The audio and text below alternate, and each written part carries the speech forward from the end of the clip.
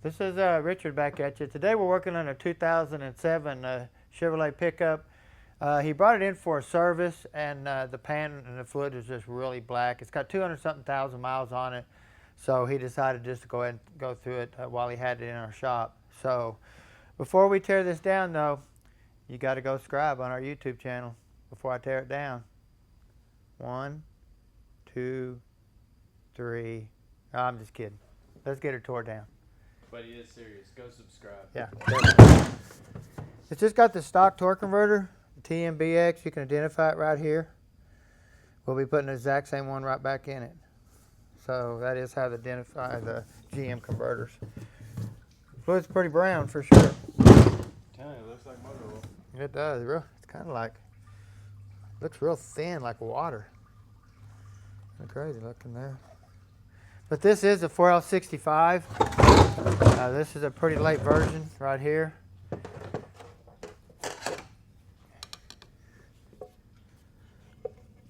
this thing out of there.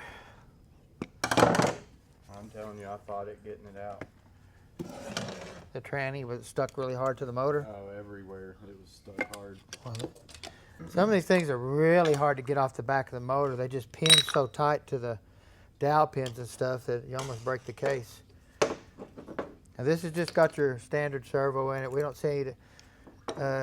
expect to see anything unusual in this tranny here, except a lot of wear. You can tell it's been hot before. It seemed like. Yeah.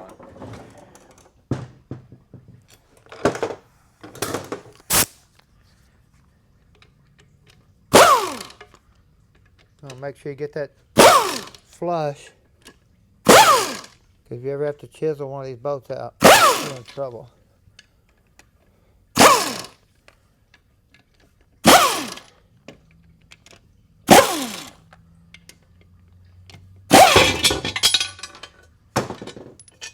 Bingo, baby. There it is.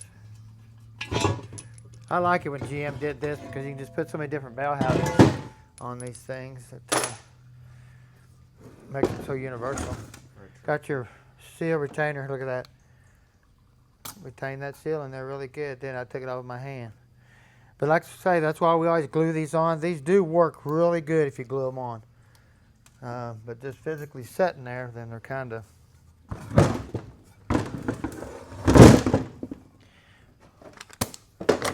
Nice and dirty, huh? Yep.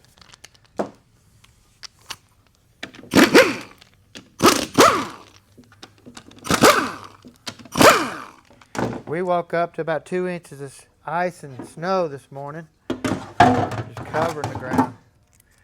I'm really shocked. The pan looks really clean.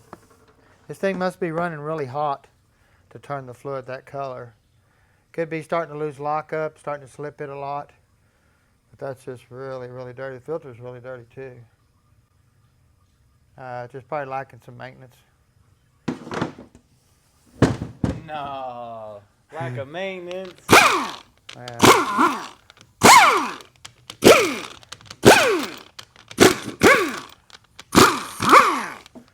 Got your parking retainer here. Holds in park. What's that click, click, click you feel? And I turn that thing down. Call you back. Call you back. So this here is, that was my son actually calling me. Now here's your input speed sensor. That's why they call these the 65s. In the 70s too, they added a speed sensor down through here, and this is the connector. You'll notice it'll be the 3-wire plug over to the right. almost smacked him in the face with my elbow. Yeah. Gotta give him what he gave me one day. No, I'm just kidding. Get this off here really quick. I turned my phone down and it still was loud. That's kind of crazy. Get that little clip out there. This is your Pwm Solenoid right here. A lot of times these little filters fall out. See how that turned? Mm-hmm. You just kind of look at them. Some of them will fall out. If they fall out, just throw them away. If you blow them out with air or anything like that, just get you another one.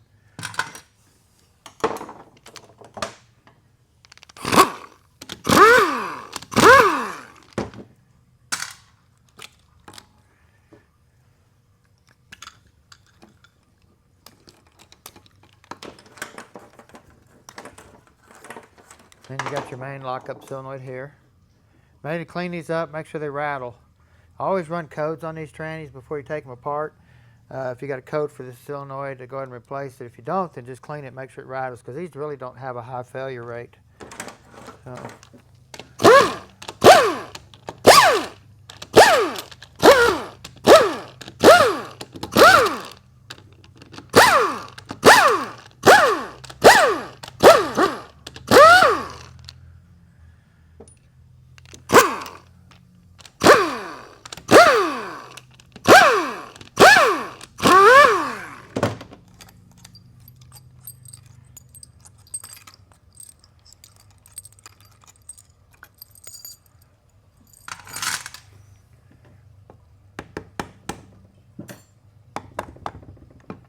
Bust that through there like that. Really nasty. Oh, yeah. Mm-hmm. So they still got a cover on these on the top, but they still get so much trash in here. It's hard to believe the switch even works with that much trash, but it does. You'd think it'd be like self-cleaning, where it just keep cleaning, cleaning, cleaning, and never make trash. As much pressure goes through this tranny. Or at least circulate to the bottom. Yeah, it's to the pan, but it doesn't. Now this here will not have the lockup valve blocked or anything like that. It'll just be a two-piece valve in here with a spring. Now we will go ahead and block this, whether it's a 65 or a 70, no matter what. We block every one of them. And believe me, it works so much better. Want to make sure all your shift valves and stuff are free, especially this one right here. This is your 1-2 accumulator valve. There's actually 2 accumulators for your 1-2 shift, and this is one of them. So, and this is your second one. So this valve actually has to open before it gets fluid to this one, so that's how that works.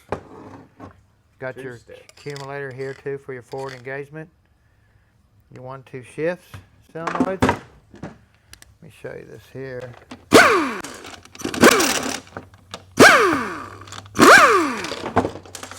take this apart. Pull that valve out of there like that. Grab this plastic piston, pull it out. If it's plastic, get rid of it. Now you can go back to the early ones and get the aluminum piston out of there and put in here. I don't know why GM went to a plastic one, but you can go get the early design and put it in there, retrofit right in there. So.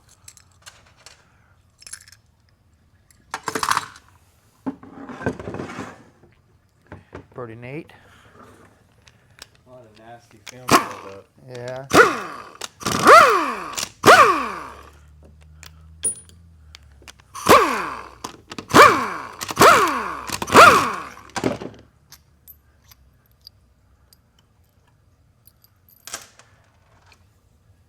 Now, you notice this thing here probably don't even have a spring in it. It might have a small one in the bottom just to keep the piston from bottoming out. See, it has that little tiny one in there. And what we do is we'll take and still, even though this is like that, I will go find other springs and put in here and stack this piston to the top. They make spacers we can put on this deal to stack this up, just even lift the spring up. Some of your shift kits even make it. So you still want to get this piston all the way to the top. Touch seal off there. I have springs everywhere around here that I can use, but you see that? We want to get that piston all the way to the top. That way it starts applying that band instantly right when it starts touching that piston. Now if you notice here, we got this bonded gasket stuff going on again. Right here.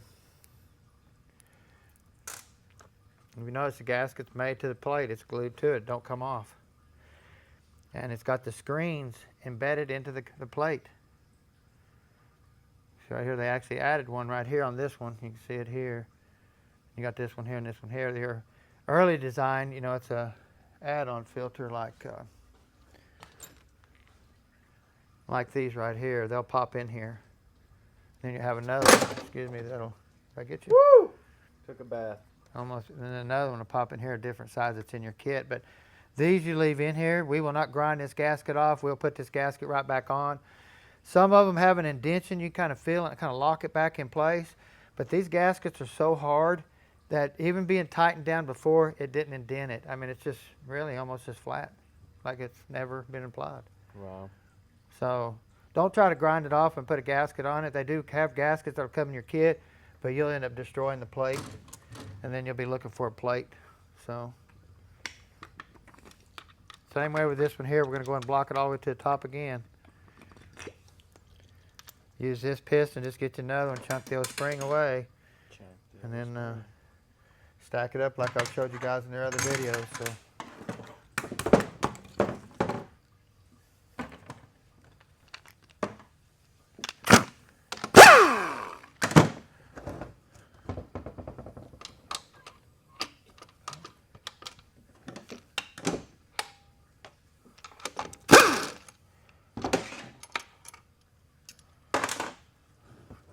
You have one check ball right here, and then there's no other check balls here. Actually, in this tranny here, there's only one check ball you have to physically put in, so it's pretty hard to make a mistake on the check balls.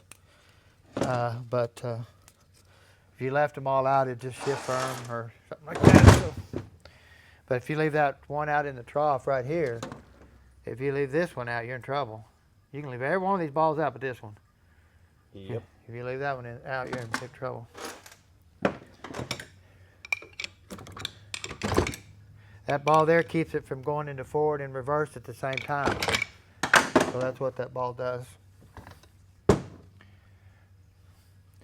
you notice you got your hard ring right here for your pump instead of your rubber O-ring. Some of these are really tough to get out. I'm telling you, it's so hard. Some of them are hard to get out. I just have to work on it a little bit. But you can see your sensor right here. It goes in the side. Now we replace every one of these just because even if it doesn't have a code for it, you better replace it, because if you don't, you can have a problem with it. And then you're pulling the tranny back apart. So.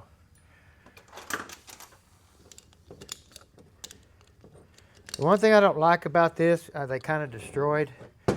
Like say if I'm building this tranny, or if I got it in the car, I'm going to put a shift kit in it or something like that. This covers the boost valve hole. I cannot change the boost valve while it's in the car, where all your other versions I can. But once they added this, they covered it. See, there it is. To take that out, to put a 500 boost valve in there, you can't do it in the vehicle, because this physically covers it now. Terrible idea, but that's what they did to us, and that's what we have, so there's nothing we can do about it. But that just tells you you can't do it unless it's in the vehicle or out of the vehicle.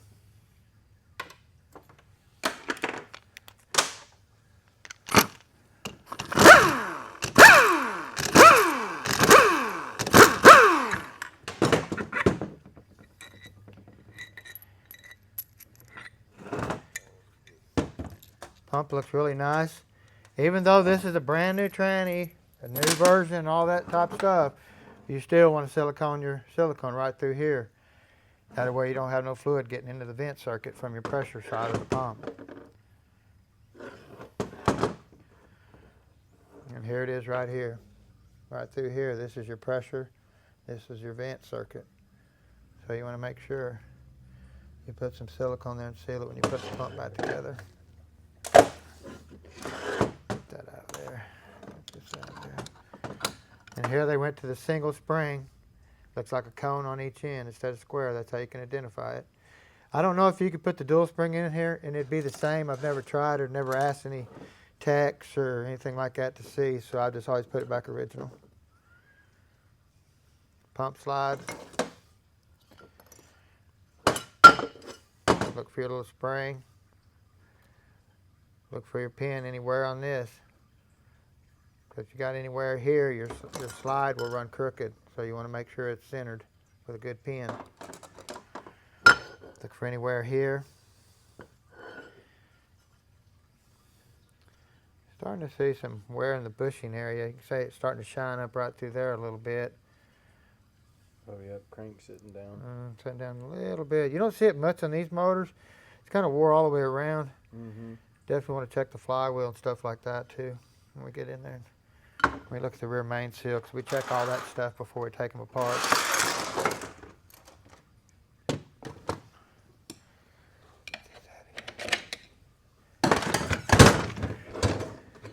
Well, you just see how those stock bands has been really sliding on that drum right there.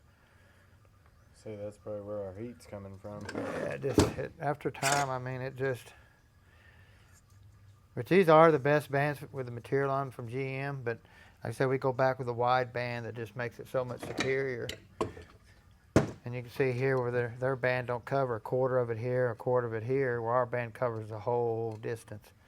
Actually, I got one right here. I'll just kind of show you, give you an idea how much bigger that band is. Doesn't totally cover it all, but it's a night and day difference.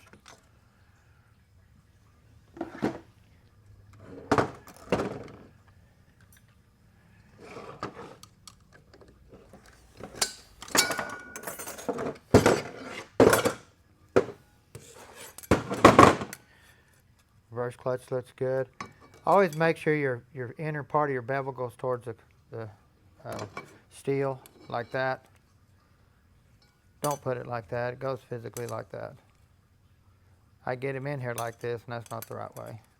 Because this is designed to smash. Once it smashes, it plugs this hole right here and pressures up. It doesn't have a check ball in this hole. They physically use the clutch to come down and flatten this and plug that hole instead of a check ball. So if you put it in upside down, I don't know if it'll work the same.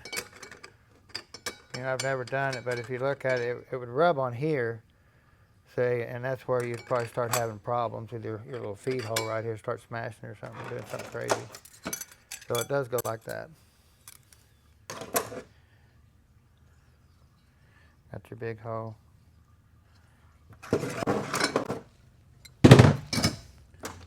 Now you can see your reluctor right here on your input shaft that your sensor reads in your pump. Now we did have some of these units come in that had this drum in it and pump in it with a blank plug in the sensor hole. So that tells you they were slowly getting ready to change over. They start adding the parts, but they haven't changed over yet. So that's why we see a few of them coming in here that way. But once GM gets going, they start switching it all up quick.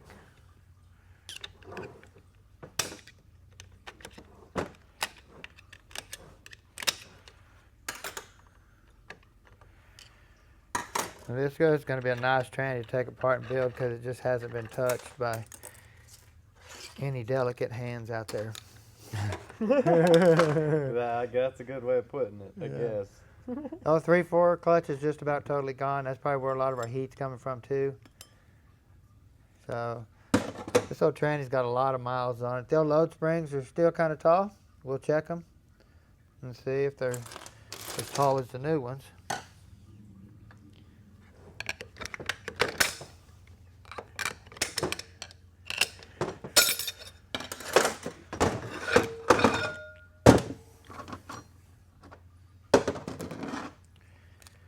You got your engine brake clutch, your forward clutch. Now you can start seeing some clutch teeth wear here where they've been backing up, throwing it in drive and coming before they come to a stop. It'll start knocking these teeth out. You can start feeling it. Actually, their teeth are almost half the size of them. Yeah, I don't have them soaking yet. I have to go get some, but you can start seeing the wear on the teeth. They're starting to come off. Look at this brag assembly here real quick.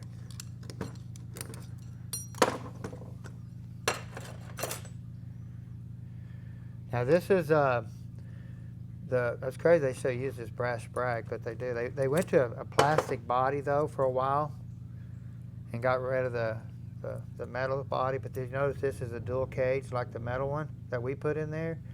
Well, this is a GM dual cage sprag. So GM did start getting a little smarter and start putting them in there in the later versions and helping, but they stayed with this brass washer. I don't understand why. Because this outer brass washer always wears like crazy, and when it does, it don't affect this hub up that much, but it wipes out the washer. This thing got a big old lip on it right there. It'll just lock right in there. Yep, oh, it sure did. See, it locks it in there. And see, this one here just flies perfect. Yep. I think there's no wear on this. Looks brand new. Down there's wore plumb out. Wow. So the new sprag we put in has got metal brush rings on it, so it'll be a lot better. And actually, it looks really good here too. Just some staining, nothing, no wear, no lips or anything like that. Now, if you notice, this sprag here was turning on both races. Mm-hmm. A lot of them you don't see that. A lot of times the sprag will just settle on this one and only spin on this. Well, this one here has actually been spinning here and here. You can see where it's been done. So a lot of times this sprag looks brand new, like it's never been used, or the race, I mean. So, pretty crazy. Get that thing out of there yet. Dang, I still can't Ain't spoken yet. Come on now. I can't get that out of there. You got to get it out before you put it in the washer, though. You'll never get it out. So, we do have our roller bearing hub here. Get my shell out real quick. Just a stock shell. Almost look like Jim might have started heating some of these up a little bit more. Does look a little bit different color. It'd be smart. Yeah, you got your sun gear here. Rubs on here. We just have that single bushing right there. That rubs on here really hard, but they hardened this so much you don't see any wear here anymore. We used to see tons of wear. But you can see now, look how much wear we have in there. I'm going to strip it. Let me get that out and show you. I don't know why they didn't harden the whole thing, but they hardened this end and not this end. Where the earlier versions, we didn't have no problems with this end. It was the other end. Right. So it's kind of like, man.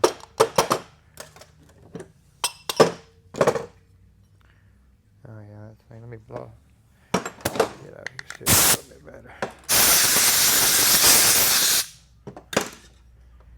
Look how wore out that is. Now, if they'd have hardened that just like they did this, we wouldn't have no wear in this piece at all. That's why we have to replace every one of these. 5, 6 a week. I mean, every one of them we do, we have to put one in there. Because we upgrade all of our units to from the thrush washer styles of this one on every one we do. Whether it's a 700, 4L60, or any of the E models. So we do hit them all. Same way this sun gear, you need to check for any type of wear on both sides of the teeth, because when you let on and off the gas, it applies at this side. So you just want to look on both sides of that. Here, get this. Can you see in here, Trent? Mm-hmm. See how they have this snap ring right here and this wow. anti-clunk spring right here? Yeah, they didn't even get it on there from factory. See, it's actually right there, just barely in there. See that? Mm-hmm. That needs to be all the way in there. That way it gets past this piece here too. It didn't come out because they didn't have it all wrong, but they didn't have it in there where I'd put it. Wow.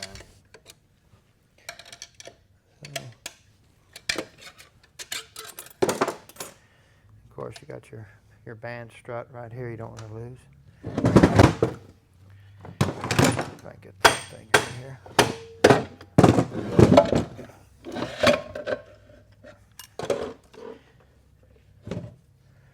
So if it don't fall out, it's usually stuck in the case right here. So, but you always want to go get it. The last thing in there is going to be that little piece right there. Some of them hang in the case, some of them will fall right out. So if you leave that out, you're just going to hear clunking in this thing rocking back and forth in the case from park to reverse, and it's annoying as heck. So don't forget it. Pop, pop, pop, pop type sound. Got a nice wide sprag in it. Now GM did upgrade their sprag assemblies to the big brass ones. They are big, but they did go with the brass cage and stuff like that on their later versions. Race looks good. You want to Scotch brite that up really good. Put a new sprag in it.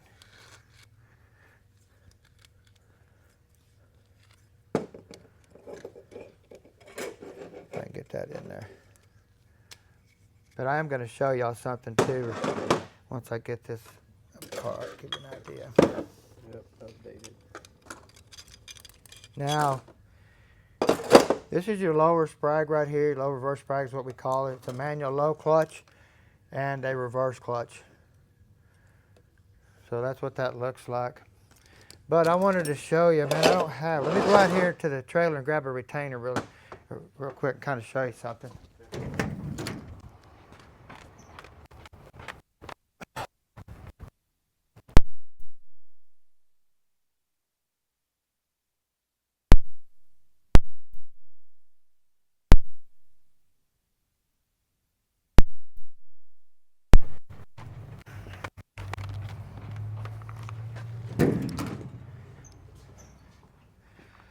Since I got you on the tube, I just want to show you some other stuff here. Now this is a real early 700 hub for your lower planet and ring gear. This is the later version. You see how they cut this off right here? That's to guide more oil off the edge right here and get it to that planet gear. Okay? When GM went to the 65s and the 70s and their 5-pinion planets, they went to this one right here. You see how that's smooth? Real smooth compared to these. That's to get that fluid to that planet. Every bit of it. That's why GM did that. It even looks different in the back. Now, all your 5-pinions will have this. This is really the first 4-pinion unit that I've seen come in here with this here without a 5-pinion planet.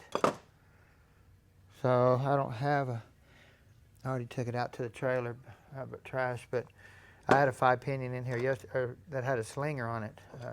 Oh, yeah. And what they did is that if it has that slinger on it, these pins are hollow. And when they're hollow, that slinger is designed to guide oil through that pinhole to get oil onto these right here as fast as they can, as much as they can. Because that was the problem with these, is not getting enough oil, so they really want to flood it. And that's how they did it. They just did some technology. Did it that way. So if you can find one of those, it will upgrade all the way back.